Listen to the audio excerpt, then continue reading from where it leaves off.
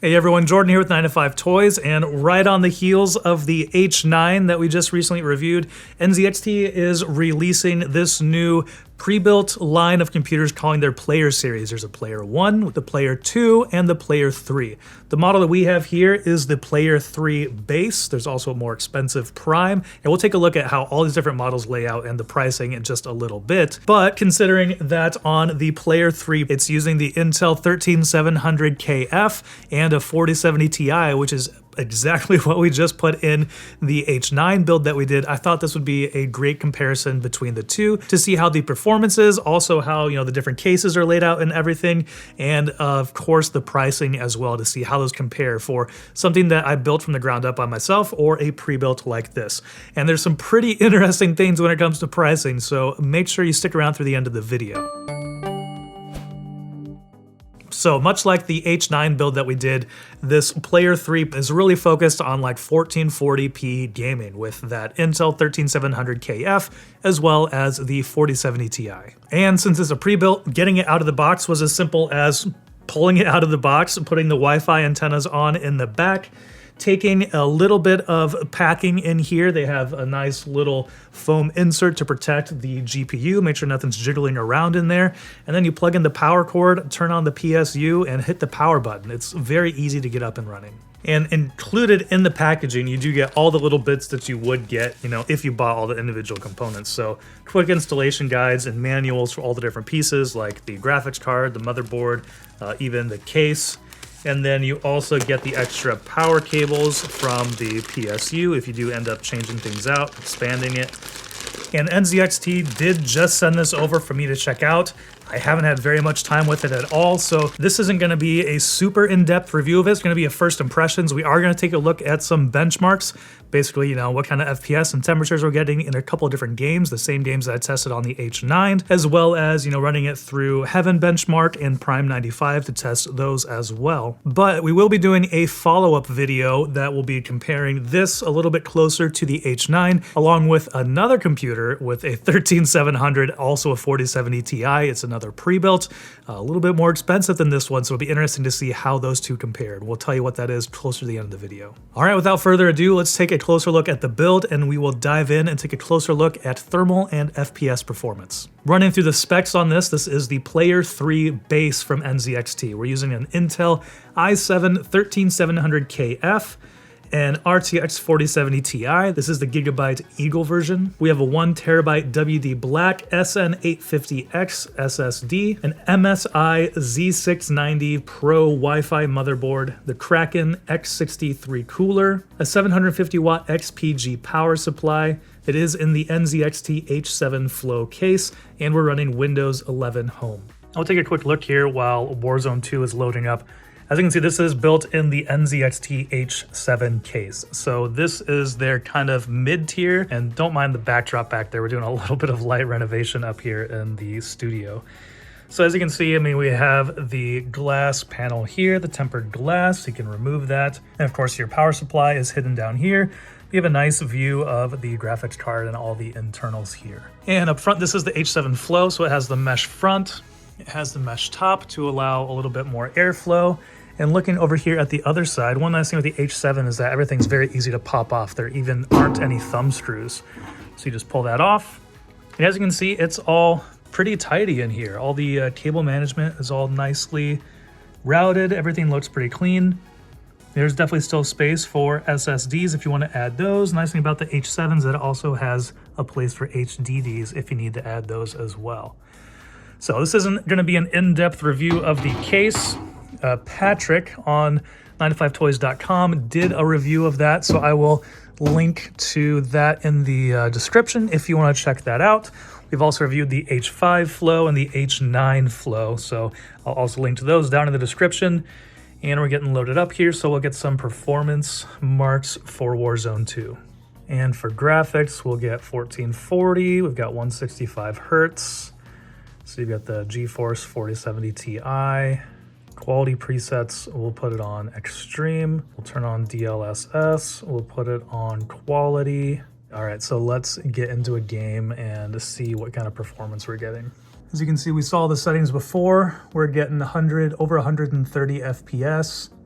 GPU utilization around like 77 to 80%, CPU around 50. And you can see the temps there, GPU is just under 50 degrees Celsius. So once again, really good performance in Warzone 2 from this thing. Yeah, don't know what else to say about that. Everything seems to be going really smoothly here, playing really smooth. So very impressed with that. Here we are in Battlefield 2042.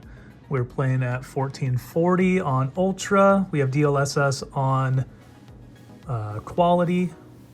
This is 64 v64, so you know some of the most chaotic gameplay you can get in here.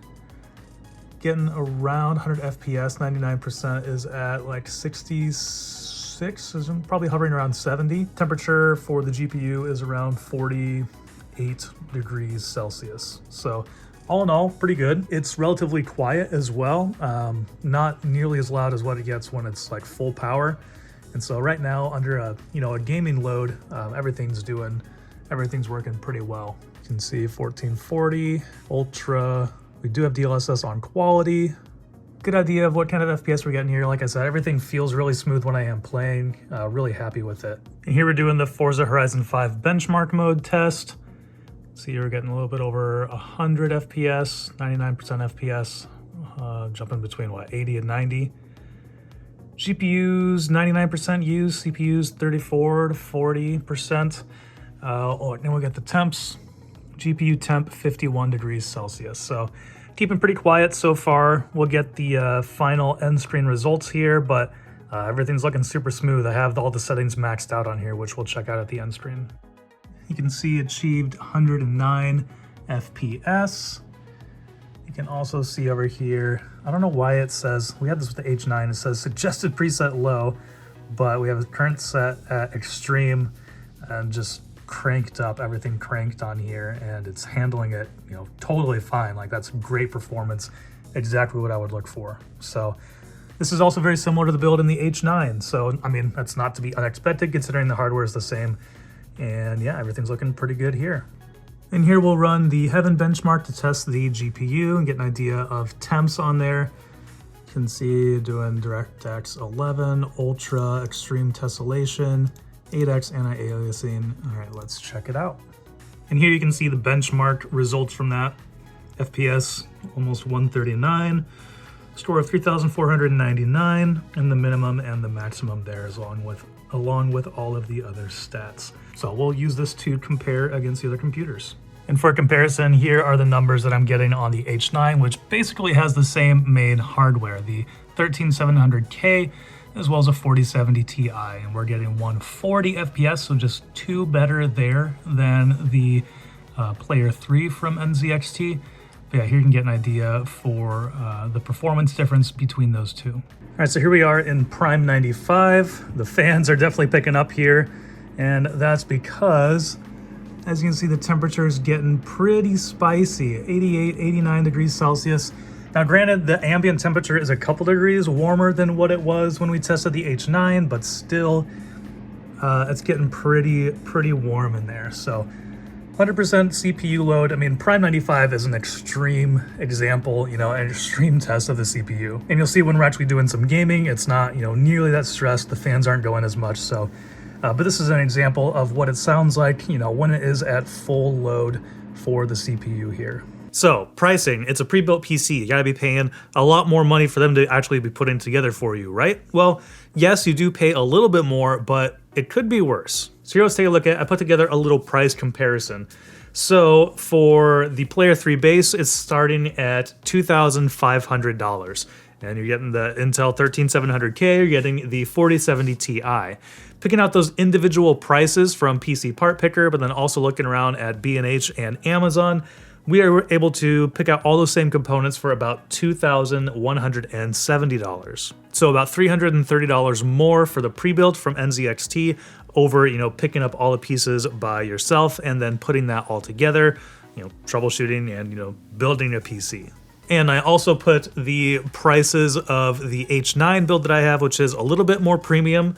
We have DDR5 RAM, a better motherboard overall, and that's coming in at $2,621, so $121 more than the pre-built Player 3 from NZXT. So that just kind of shows you, what the different prices can get you. There is a little bit more money involved when you are going with a pre-built, but like I said, I just pulled it out of the box and it was ready to go, compared to, spending a day or a couple days putting everything together with the H9 build. But like I said, it could be a little bit worse. I mentioned we're going to be reviewing and taking a look at another computer in the future, and that is the Main Gear MG1 Shroud Edition, the Diamond, which also has the Intel 13700K, has a 4070 Ti, 16 gigabytes of RAM, so a little bit less RAM, but that's coming in at $2,750. So more than the pre-built NZXT, more even than my H9 build. So that'll be an interesting comparison to see how that stacks up. So make sure you're subscribed, because in the next little bit here, we'll be taking a look at those, comparing the Player 3 and the Main Gear MG1 Shroud Edition Diamond. These pre-builts are in 3 different categories. There's Player 1, Player 2, Player 3, and then there are also Prime versions, which are a little bit more expensive, a little bit higher performance of each of those. So the whole line starts with the Player 1, which is at $1,050. And for that, you're getting an Intel i5 12400F processor along with the GTX 3050. But then on the high end of the spectrum, we have the Player 3 Prime, which is using the Intel i9 13900KF along with an RTX 4090. And that is priced at $3,900. So a nice wide range in there of different PCs pre-built that you can get from NZXT here. Once again, the one that we have, the Player 3, the base model, is priced at $2,500, so significantly less expensive than the highest end Player 3 Prime. What's interesting is I would have expected NZXT to use a few of their own components a little bit more. Like the PSU in here is not NZXT, even though they make their own PSUs. And as well with the motherboard, they're using an MSI motherboard rather than one of their NZXT motherboards. Maybe that is just pricing. They're trying to get the best deal there. Maybe it is availability. They're hoping to have these ready to ship either the same day or the next day. So, that's going to rely on having the actual components in and not having to wait on, getting different things in. So far, the Player 3 seems to be performing very well from NZXT.